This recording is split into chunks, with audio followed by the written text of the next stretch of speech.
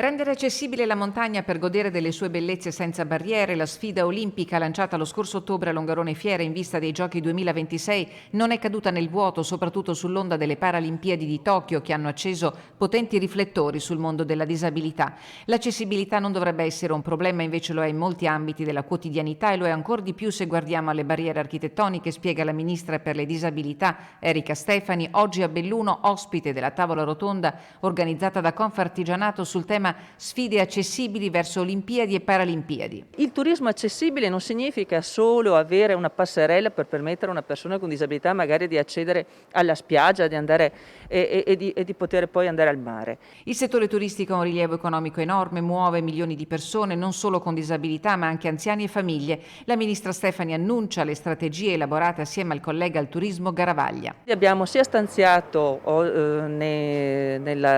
ancora sul decreto sostegni un fondo che sarà ripartito tra l'altro a brevissimo alle regioni per il turismo accessibile, ma abbiamo previsto ulteriori fondi e proprio adesso nella legge di bilancio insieme proprio con il ministro Garavaglia proprio per dare una risposta a questa grandissima esigenza. Per l'evento del 2026 le sinergie sono già in campo e le imprese sono in prima fila. Una grande possibilità per le nostre imprese sia per crescere dal punto di vista culturale sia dal punto di vista professionale. A patto che l'accessibilità sia intesa non come un privilegio per pochi. Sicuramente l'impegno, sfruttando il grande traino di questi eventi, non può che essere unire le sinergie, comprendere le problematiche per creare veramente una provincia fruibile per tutti. Olimpiadi e Paralimpiadi, palcoscenico e occasione unica per il bellunese, la chiosa dell'assessore regionale Bottacin. Credo che questa sia un'opportunità di sviluppo di tutto il territorio che non ha uguali e quindi dobbiamo coglierla al massimo, dobbiamo spingere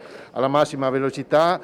Stiamo abusando troppo del termine slow, invece bisogna dare un'accelerata e credo che l'opportunità di crescita sia per tutti.